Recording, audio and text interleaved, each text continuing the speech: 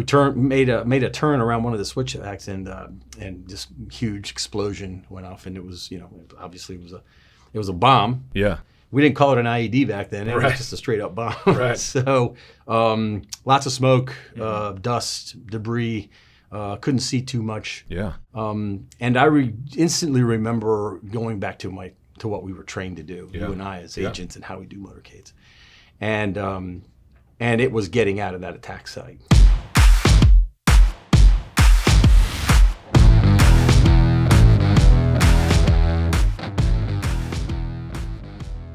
Welcome to After Action. I'm Chad Hammer. Today with us is the director of DSS, Carlos Matus. Director Matus has been an agent for 36 years and director for 3. Director Matus, thank you so much for joining us today. Yeah, it's good to see you, Chad. Thanks. Right. Thanks for having me. Today we're going to talk about 2 big elements of your life as an agent. We've talked a little bit about how serving on the Secretary's detail has been a bit of a rite of passage for most agents. You are no exception to that. Why don't you talk to us a little bit about the first time you served on the Secretary's detail? So that's a long time ago. Yeah. Right at the beginning of my career, I spent a considerable amount of time with Secretary Schultz and his family as we, some of the historic moments that this country has gone through were with him. Yeah. And so I spent a better part of over 6, 7, 8 months with the Secretary. Okay. As he traveled throughout Europe and Russia, Moscow, Soviet Union back then, and other places. There was a significant incident that happened while you were touring through Latin America, I believe, right? Yeah, 1988, August 8th, 1988. The context of back then was, the flow of narcotics, precursors, Bolivia, Colombia, Peru, and how all of that was making its way into the United States. And if you remember Nancy Reagan's Just Say No policy. War on drugs at its peak, for sure. So this was a trip to La Paz, Bolivia, and to Quito, Ecuador. Okay. We landed at an Alto airport, which is about 11,000 feet. Okay. Yeah. Yeah, it's on a high plateau, right? High plateau. Got off the plane, assumed the positions in the motorcade and the Diamond. Probably 6 or 8 cars, 10 cars with local police. Yeah, well, local police, probably 10 cars. They were armored at the time, and armoring back then meant a production vehicle off the line, Suburban usually, and then we would add the armor afterwards and just bolt it on, really like a Mad Max movie almost. Right. So we were really constrained on how fast we could go. Yeah. And we knew that. We knew that ahead of time. George and I had discussed, how we were going to maintain the speed to get down there. We made a turn around one of the switchbacks, and this huge explosion went off, and it was, obviously it was a bomb. Yeah. We didn't call it an IED back then. It was just a straight up bomb. Right. So lots of smoke, dust, debris. Couldn't see too much. Yeah. And I instantly remember going back to what we were trained to do, you and I as agents, and how we do motorcades. And it was getting out of that attack site, getting out of the attack zone. So there were some casualties, right? Yeah, very light minor injuries. Good. I think the armor saved a lot, or mitigated a lot of it, the rudimentary armor that we did have. And I remember vividly, to this day, I remember looking in the rearview mirror as we got out of there, and I saw the spare limo spinning. Wow. And so the spare limo took the brunt of the force in the back, and Mrs. Schultz was in the spare limo. Oh, man. The Secretary was furious. Yeah. Who wouldn't be? He was furious, and he was no wallflowers. He's a combat Marine. Mm-hmm. He made it very clear to everybody that we were going to continue with our schedule. Wow. We were going to be defiant, and we were not going to be deterred. Yeah. And we did. And we maintained that schedule pretty aggressive, and he was on fire, as they say. Yeah, so somebody had been watching when you say command detonated, not on a timer. Like somebody had been watching and pulled the trigger. Somebody was on the watch. The investigation revealed, wiring about 50 to 60 feet away from the blast site. Oh, pretty close, actually. Pretty close. Yeah. Behind a telephone pole, and so it was whoever the trigger guy was missed us. The timing was off. So there was a little bit of luck there, like there always is. And we don't try to make it super evident who's in what car, right? Too. So. No, exactly. Yeah. So they could have gotten, I think, a direct hit on the limousine had they probably done it a couple seconds earlier. So that was effectively what you later determined was maybe the cause behind the attack. Was that an attempt to intimidate, or? Yeah, there was a combination of the counter narcotics message we were sending, and there was a fledgling sort of indigenous terrorist group developing the Bolivian version of ELN and the EGTK. The EGTK eventually took responsibility for the attack, which is the command detonated explosion. And that was trying to intimidate the U.S. government, I think. So an interesting part about this story also is, nowadays, if an agent is involved in an incident, they can WhatsApp their family or hit them on, they can text their family on whatever app they use to tell them immediately, hey, you're going to see something in the news, or you're going to hear about something, and I'm all right. Right. But back in '88, it was not the case, right? When we do our jobs, and you know this, we are so focused on getting the mission accomplished that we tend to forget about letting people know that we're doing okay. Yeah. Which is one of my big themes right now as the director, is taking care of ourselves and taking care of our people and our families. And it's really one of our cornerstones of good leadership and our tenets. And so I didn't think about it and continued on with my day and protected him and drove him throughout the city of La Paz. I believe the GSO warehouse also sustained a grenade attack later that day as part of this intimidation. Yeah. And it wasn't until we got to the airport to leave that I started thinking about, well, I wonder if anybody knows what happened. And I later found out that my parents were in Rockville, Maryland, watching the 11 o'clock news right back then, and they saw me on TV. Yeah. And that's how they found out that I had been involved in an attack in the South. So, and then the phone calls, started. Yeah. Looking back at it now, and if you look at the video, I think we have it. My mother yelled at me because I had 3 sticks of Bubblicious in my mouth, and I was chewing out of control. I think more out of just anxiety and nerves. Adrenaline pumping for sure. But yeah, it's classic. It's classic what not to do. Yeah. Well, speaking of families, you also, when you work in close protection, you get to know the families of the protectees in some cases, right? Oh, yeah. So you got close with the Schultz family. You spent a lot of time with them, right? Right. Spent a lot of time with them, 24/7 protection detail. The current detail members on Secretary Blinken know this well. And we become part of their families. Distinctively and warmly remember Mrs. Schultz baking cookies for us. Yeah. And she would bring them downstairs into the basement where we had our CP, and with drinks and, are you guys okay? Yeah. And can I get you anything? Because the secretary doesn't have a dedicated residence, so they were effectively at what was already their home. Well, we were in their home, yeah. Yeah, you build a command post in their basement. In their basement, in their basement, and we sort of invade them, invade their lives and their spaces, and we have to adapt to that. Sure. And so you become part of their family, and have conversations, with them, and you're included in, grandkids holidays. Are playing around the house. Grandkids playing in the house. We had some colorful code names for the 2, Lucifer and Satan, who as little kids, they're playing in their grandfather's house, and they know where all the cameras are, so they would cover them with mud and put sticks in front of them and leaves so that we couldn't see stuff, and then we'd have to go out there and visit. So, as we've said, the Secretary's detail can be a rite of passage, and you later served on the detail again later in your career. Yes, yeah. So the only 2 really involvement directly with the secretaries was Secretary Schultz, obviously, and then Secretary Albright. Okay. When she first started in 1997, we took over the detail duties for Secretary Christopher. She was, of course, deeply engaged in international affairs, and you traveled with her through some complex negotiations, right? Yes, the West Bank, Gaza, opening of Gaza, Arafat, the Israeli conflict, some really key moments in history, Africa. I think we were in the Congo in Freetown with her. And then later, so it was a particularly close connection with her family, I believe. Is that right? Yes, so we were close with the daughters, similar ages of some of us on the detail, similar interests. They were up-and-coming professional, very strong women, independent, incredibly intelligent. Better nicknames than Satan. Oh, yeah. I mean, they're successful right now. And through the years, some of us stayed in touch with them, even as she left government and went on to do other things.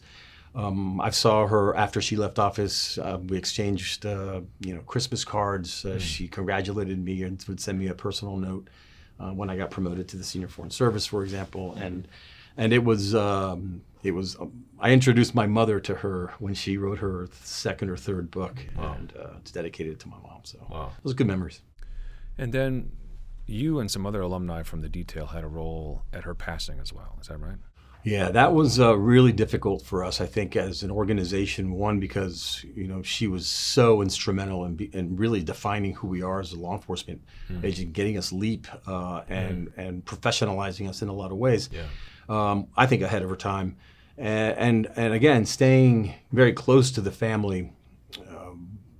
I think rightly, right? I think rightly so by the family recognizing our role. Yeah. With her particularly and them, they insisted that we become a direct part during her funeral services and then her interment as well. And so, there's iconic images taken of her funeral. Yeah. Again through COVID, but we adapted to that, and 8 of us, either current or former DS agents, carried her. Wow. From the church to her final resting place. What was that like for you? Oh, it was powerful. Really, really powerful. Very emotional time for us, especially those of us who spent so much time with her. Mm-hmm. But it was inspiring in that we were able to safely carry her one last time on a trip. Right. There are some, especially high-risk countries, as of late had been Afghanistan, Iraq, places like that, where there's another rite of passage for a lot of DS agents who end up serving 1, 2, or 3 or more tours in places like that. Generally shorter tours without family. You served twice in Kabul, that's correct? Yes. So there again we see an arc. So when the first time you were in Kabul was in 2003? 2003, yeah. What did that look like for you? Wow, it was totally different than my second time. Let's put it that way. 2003, early on. Yeah, you closed the place, so you know exactly what I'm talking about. 2003 was relatively permissive, as I describe it. It was a complete work zone at that point. No guard force. We relied on an infantry company of Marines to provide the perimeter security and movement to some degree. Yeah. Because our contract footprint was very small. We only had 8 contractors. Wow. 4 DS agents. Wow. Who started. Yeah, I know. Compared to that's like a small to medium-sized embassy nowadays. That's wild. And we would get occasional rocket attacks and RPGs and mortars, but nothing the way it was when you were there. Certainly nothing when I was there the second time. And to the point where we would be able to drive through the city relatively permissively in unarmored cars, windows down, listening to Johnny Cash smoking cigarettes, and that's impossible to imagine. Impossible. Yeah. We would go on weekly trips to Bagram, Bagram Air Base, about an hour away, and on 1 or 2 occasions got out to Panjshir and all the way out to the Torkham Gate of Pakistan. So we would never do that. No. I mean, people still talk about those times and how beautiful so much of the countryside is in Afghanistan. I on my second R&R, I think I took a fishing rod. And nice. Yeah, because I like to fish.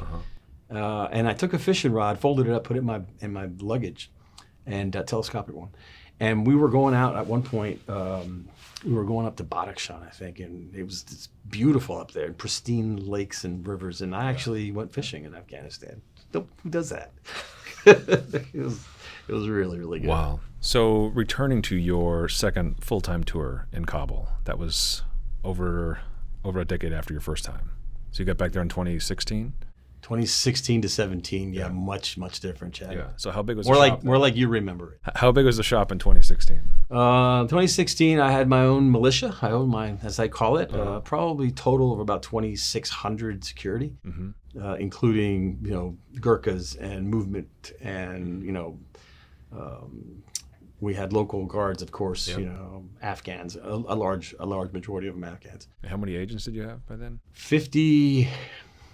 I think I had a TO of 55 or something. So never had them all filled, obviously, but in a little over a decade, it went from 4 agents and 100 Marines to 3,600 various gunslingers. Somebody carrying a weapon, and so not only was I charged with making sure the embassy was safe, I looked at it a little bit differently. I looked at it as keeping the embassy safe meant that we could keep the international zone safe, safer. Right. And by keeping the international zone safer, we would keep the city of Kabul safer. And so the way I looked at it is we were projecting our mission set outward in collaboration with the Afghan security forces, with U.S. forces Afghanistan, and with ISAF. So it went also in that same 10 years from being a kind of traditional embassy building to really like a fortress or a sort of series of small fortresses. Tell us about what happened on that sort of infamous day at the German Y. Yeah, it was May of 2017, and I was in the second floor conference room, secure conference room, the ambassador, going through our normal 7 o'clock threat brief and what we were going to do for the day. Dressed like you are now. Dressed like I am your today. staff is out in cargo pants and Right. Yeah. Yeah. The days of carrying a gun and a rifle at that time, I didn't do it too much. And so we were having a discussion in the morning about the threats and his movement, I think. And I felt and heard it. I felt and heard a blast. wow. Huge blast. Felt it more than anything else. And this is about a mile away. Right, and keep in mind this building has been super hardened Yeah. and sound dampened and electric dampened, against all kinds of countermeasures. That's wild. Oh yeah, and we felt it. And I looked over at the ambassador and I said, "Sir, that was a bomb. That was a big bomb." And broke our meeting. Everyone went into react mode, if you will, and just began looking at the carnage and the devastation of what that 13,000-pound truck bomb did. Wow. It destroyed Eggers.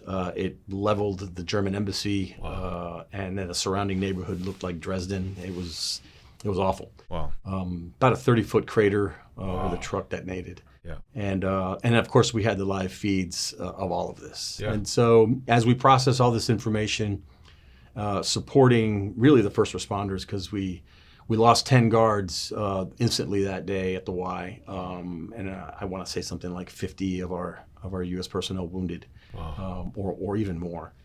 How we processed all that and really coordinated a lot of the air medical evacuations. We were still left with a devastating gap in our perimeter. A physical gap, yeah. A huge, 25-foot gap. And so, we poured resources and men and women into that, and we had to hold the line. And so our movement task order, and then our static defense task force, the Gurkhas really, reinforced that and kept and secured it until we were able to make some repairs to it and seal the gap, which we did. It took some time, but we got it done. In the meantime, we're trying to assess the level of damage to the Germans because they had sustained catastrophic damage to their embassy. Yeah. They had some people killed and wounded as well. And we didn't know whether or not they were going to stay in Afghanistan. Yeah. Which would have been a major win for the Taliban. Huge. I think it would have been a complete win. Yeah. So the German embassy, the German mission was completely destroyed. What did that mean for their future in the country? How did that work? It was, what do we do with, how do we keep them here? And because they had nothing. They had literally been blown up. Yeah. And so it was a series of lightning phone calls back to Berlin between the ambassador, Washington, D.C., and Berlin, and on what were the options available so that the Germans didn't go. Because we had no idea. And I recall an ambassador had the German charge, I believe, over. They were discussing this, and in his office. And 30 minutes later, ambassador comes out with the charge, departs with his security team, and he says, "Carlos, we're taking the Germans on." Wow. And he described the meeting as very matter-of-factly. Both diplomats shook hands, and that's how we got the Germans. Wow. And they moved on to our compound within 24 hours. We were able to give them space so that they had workspace and living space. Wow. We welcomed them with open arms. They assimilated very, very quickly and very easily into normal operations. Mm-hmm. We agreed on basic rules, Sure. like as adults do. Yeah. And there was clear expectation management. And as far as I know, they stayed with us for over a year. Wow. But the key is that they didn't leave. Yeah. And so the message that the Afghans received was loud, and it was clear that we were resilient enough, we were strong enough to stay there and finish this job. So it's been 6 or 7 years, but these were some of your people that we lost, right? I mean, RSO staff is the biggest staff in most compounds, and this was no exception. It's like that, and I guess it was my turn to do that. But yeah, you talk with these people, these employees, these fathers and these husbands. About a year and a half later, after I had left Afghanistan, I led the effort to have their names recognized at the entrance of SA-20 on our DS headquarters here. Yeah, on our heroes wall. So they're there. But it was tough. Yeah. It's really tough, and I think of it like that as losing a family member. If you really care about your men and women, and how their loss and the conditions of their loss really affect an entire organization. Yeah. On that day, even with modern technology, there was another family connection to that attack for you, where the time it took for you to notify your family of your status on that day. Talk to me again about how that went down. Yeah, so I learned my lesson, I guess, from 30 years before, where I needed to let my family know I was okay. So I did that very quickly because I had other stuff to do. But little did I know that 6 hours after the attack, I wanted to go check on my men and women. So we're touring. I've got the movement guys are all out there, the whips guys, and they're covering the ambassador, and they're covering me because I'm wearing a suit, right? I'm not all kitted up, and we make our way to the attack site, a 25-foot crater just outside the perimeter of Eggers, and little do I know that PTIDS has got the feed going, and they've got it on the ambassador, which they should. Absolutely. And next to the ambassador is me. So, halfway across the world in our DS command center is this giant PTIDS feed. Right. And the senior watch officer at the time was my wife, which is like, what? So back here in Washington, on this high-tech camera feed, your wife is watching you crawl up to this bomb crater. And it struck her really, really hard emotionally. And yeah, no kidding. Just give me a second. Yeah, of course. So she is the SWO, right? And senior watch officer. Yeah. Senior watch officer, and she's seeing her. I was just married before I went to Afghanistan, so less than 1-year-old husband marriage on this crater that had taken the lives of over 300 people, and it was a lot for her to deal with. And again, we powered through it. She excused herself, according to the director at the time, who told me, who was there. She excused herself, went, composed herself, came back, and did the job, and did her job. And she's still with the S today? She's still with the S. She works in protective intelligence investigations out at the National Joint Terrorism Task Force. Wow. And it's one of those moments that is difficult for us to talk about, even for her. Yeah. To put the context into it, and I put myself in her shoes, and it's I couldn't imagine. Yeah, I could not imagine. So, but again, this is what we do, right? And we persevere. Wow. Well, sir, I want to thank you so much for your time today. There's many more stories that we will probably pull out of you in future episodes, but for now, I think we'll end on that note. I really, really appreciate your time. No, it's my pleasure, Chad. Thanks for that. This is a special bond that those of us that have served in places like that, we're never going to break. We'll always be together. So thanks a lot. Thanks so much. My pleasure.